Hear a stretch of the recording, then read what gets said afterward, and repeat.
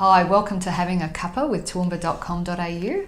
I'm Josie Howard, and today I've got Lee Booysen with me from Rubiks Roofing. Everybody needs a roof, right, Lee? Definitely. So tell me, why roofing?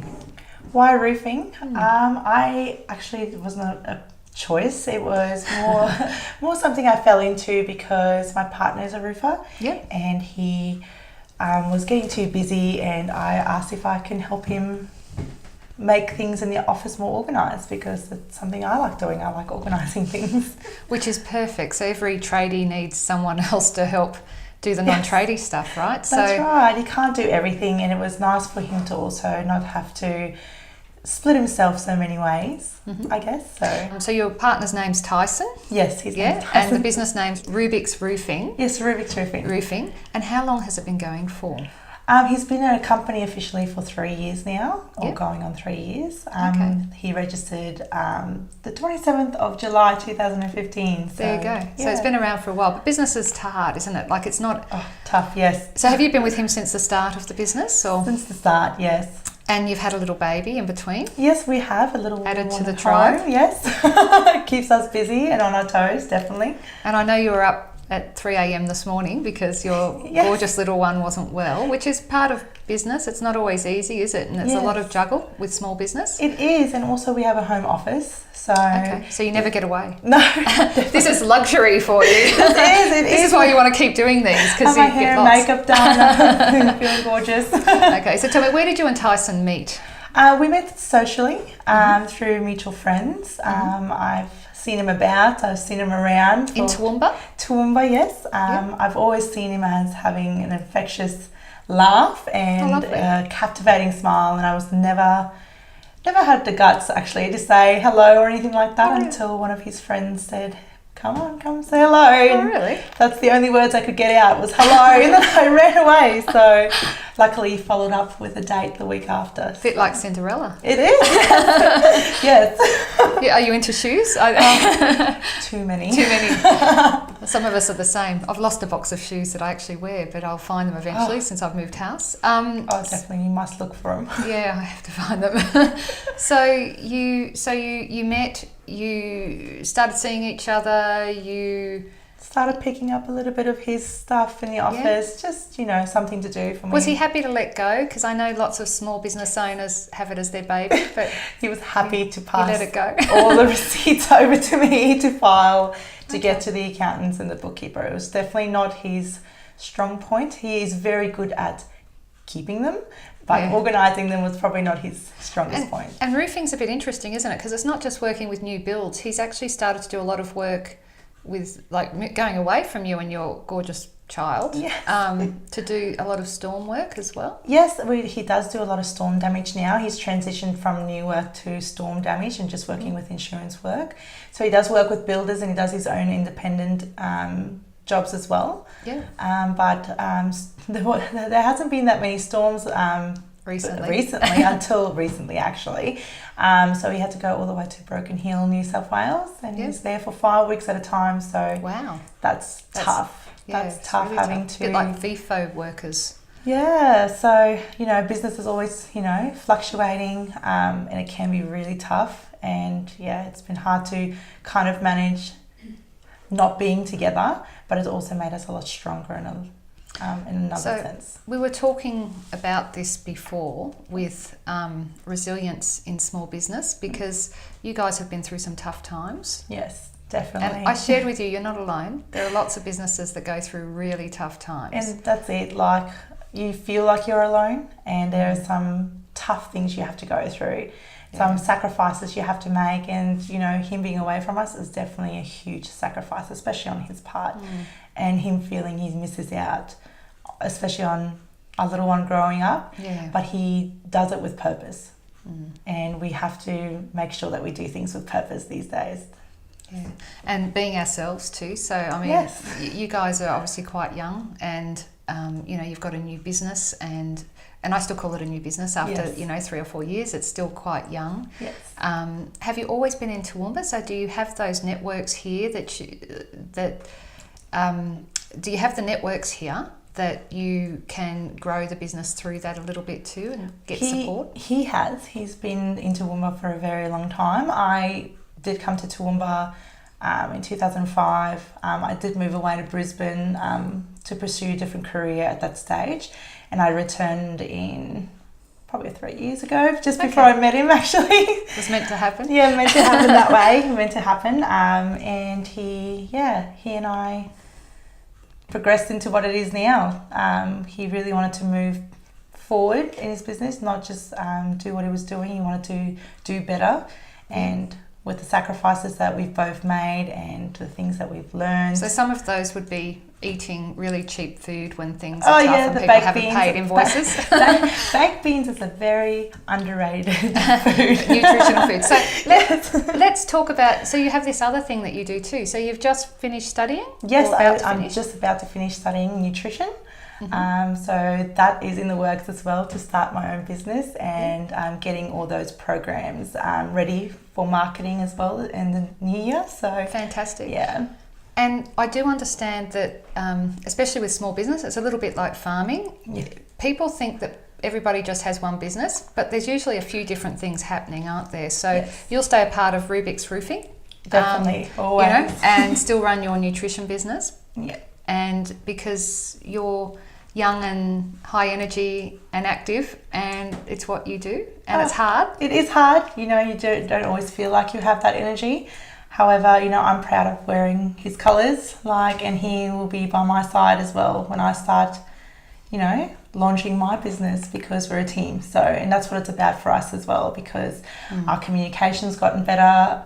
Through the tough times. Through the tough times, yeah. Even through the toughest times, I don't think that, you know, we could have been more calmer than what we were.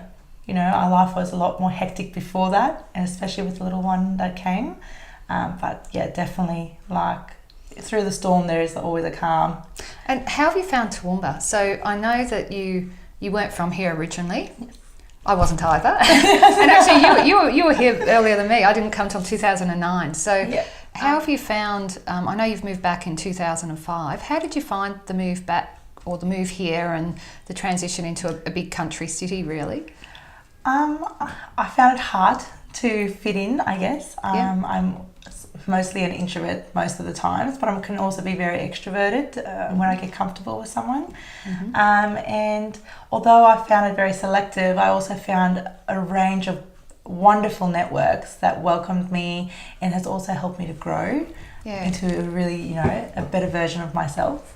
And I think we were talking before too about some of the dynamic women that are sort of becoming a part of the business community now in Toowoomba too, and supporting each other through that. So that's, how have you found that? Because I know, you know, you've found some of them. I know I've found a lot of them.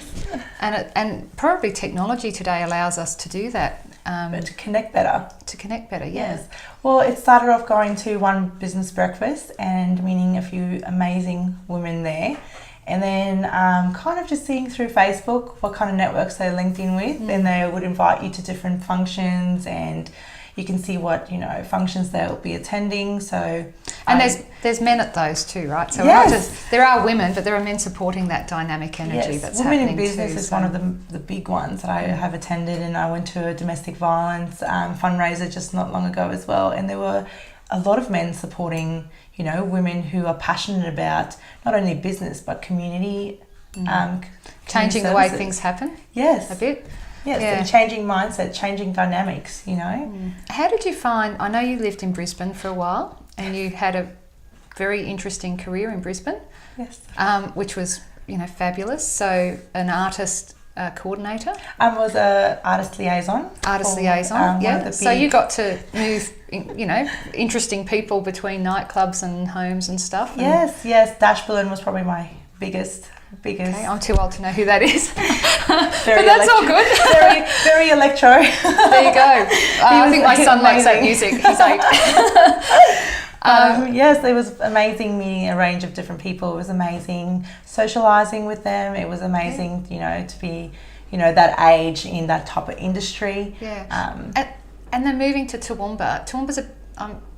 Toowoomba is a city, and I love this city. Yes. But it's a big country city. Like, You're really only is, yes. you're not removed from people. Like everybody's within an arm's length if you choose to get to know that person. It doesn't matter who it is. How have you found that? Because for some people, they want to stay anonymous. They prefer the big city that nobody knows them. They don't run into people they know at the corner store, kind of a thing. Yes. They don't need to know their neighbours. I've lived in Highfields for a while too. Is it different out there? It is different out there, but because I did university here, I did have a small network, especially because, at uni you network with a range of different people, especially at that age. You're always out meeting new people. So that kind of created a little bit of a foundation for me. So when I did move away and did come back, I was able to kind of bounce back in a little bit. But I also found becoming a mum, that has also changed the way I network and who I network with as well, because you aren't, there living for yourself anymore. You're living there for, your little one. So, and some of your friends and some of your networks, they're in different stages of their lives, and you're in a different stage of your life. But it doesn't mean that you can't connect with them. No. It doesn't mean that, you're not always connecting with them, but it also means that you're connecting with different people now. And it's quite a transition to go from where you think you're busy and you're working and you're studying, you're doing all this cool stuff, and then you have a baby and you suddenly go, wow, this is 24/7. Yes. There is no break. There's no rest. There's no, well, look, I say that, but there is, and there are benefits too, but it's really different because you're constantly thinking of someone else, and it's really the first child. It's hard to go from that mindset of this is me and I'm really busy and important, and then suddenly you go, actually this little person makes me, they're my important now. Well, we have a home office as well, so he only attends daycare twice a week, and the rest of the time he is my little office helper. He's 22 months. How do you get work done? Sometimes I wonder, because sometimes he's sitting on my lap, sometimes he's drawing a picture next to me with my highlighters, sometimes on the wall. On my partner's table, which I was like, oh, I think you'll have to buy Daddy a new table. Like, he's very intrigued about what I'm doing, because he doesn't understand why I can't watch a cartoon with him, and he's not really someone who likes sitting in front of the TV. So I have to incorporate a lot what I do with him. Yeah. Like, I'll give him his own notepads and his own notebooks and crayons so he can be working. I bought him a little baby computer as well, so mummy's working, he's working as well. So really kind of make a game out of it, so he's learning at the same time, so he doesn't feel like he's not important, because you have to split yourself, unfortunately. So it's a juggle. I sometimes have to excuse myself out of the house if it's a really important phone call, but most of the time he's actually really good. Have you found that your children come to you, or your son comes to you? I don't know if he does this yet or not, and maybe it's a girl thing. All of my children and my nieces still go to their mother, and one of them's 30 now. When they're on the phone, you're taking a business call and your child comes up to you. And I have tried now with my children to say, if you come up to me when I'm on a business call and ask me something, the answer will be no. It still doesn't work, but I was trying to use that theory, and it sometimes works and sometimes doesn't. But it's like a magnet. They see you on a phone, they see you looking a bit serious, and they're instantly there asking for a super duper or something. That's why I always eliminate myself. Like, I just eliminate myself out of the situation, because I don't think he's at the age where he can understand also that, why am I not paying attention to him, and I don't want him to feel that way. Yeah, I actually used to actually put my kids in care or have them looked after when I was working, because I found I couldn't. Tuesdays and Wednesdays are my we're not all super women. Most important office days. Everyone knows those are my 2 days that I'm fully zoned in, fully focused, meetings scheduled, everything, because those are the days I can give 100% to everyone around me, because I have that help. With him. On the other days he's at home, I do still give my 100%. However, I just have to time it better. I've got to juggle and manage my time a little bit better. And we can do that with technology now. Yes. Yes. Oh, so good. Email. So another little personal question, really, slightly controversial: co-sleeping. Co-sleeping. We had a chat about this. So Tyson is happy. So he's a hard worker, right? Like, he's doing physical work all the time. Yes. But if he has to, he sleeps on the edge of the bed or in another room. He's always been so supportive of my parenting style, and we really, we took a lot of time trying to work and bounce off each other. How are we going to raise this little human coming into our lives? And co-sleeping was very important to me. We still co-sleep sometimes. He's in his own room now, but Yay. he has a little lantern. He walks, and he's happy there, right? He's happy there, but he also progressed there naturally on his own. And I still don't mind if he comes and cuddles me. He's not going to do it forever. He's going to grow up. He's going to go on his own adventures, you know. And for Tyson in the early stages, he was either in the spare room or on the edge of the bed. Just as little sleep as I had, sometimes even less, because he was always helping me, and he still went to work. You know, I know a lot of parents can relate in business.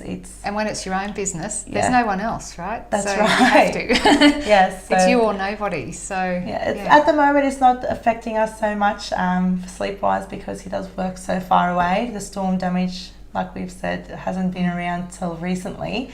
So he's, you know, in Broken Hill, New South Wales. Almost 17, 20 hours away from us, you know, five weeks at a time. So I think that when he comes back, I don't think he'd mind having cuddles either from his little one. I'm sure he's desperate for them. Yes. So Tyson is looking at growing the business still. I think he is not. He wants to grow the business, but he's quite content. He wants to develop all areas of the business to make sure that we can really deliver the best possible products and customer service to, you know, whoever is involved with our business. And you're obviously really passionate about helping him and working as a team. Yes, well, I'm very passionate about him, so I think it just naturally followed that I would, you know, I'm proud to stand next to him, so I'm proud to wear his colours. I'm proud, you know, to do anything that he needs. And he obviously in return does the same. So I'm looking forward to interviewing you about your nutrition business soon. Yeah. So Tyson's going to come on at some later stage as well when he's back in town. Yes, he was actually meant to do this, so it was actually a bit of a... That's okay. So I'm looking forward to meeting Tyson because apparently we're going to have a beer to discuss with our pre-interview instead of a coffee, which I'll always look forward to. I have decided I can drink beer occasionally. Not just wine, I do beer too apparently. So look, I'm looking forward to it. Thank you so much, Lee, for coming along. Welcome. You are just such a beautiful person. It was so lovely to meet you. And I'm looking forward to seeing both your businesses absolutely flourishing. Thank you so much. We look forward to seeing you again too. Thank you. Thanks, Lee.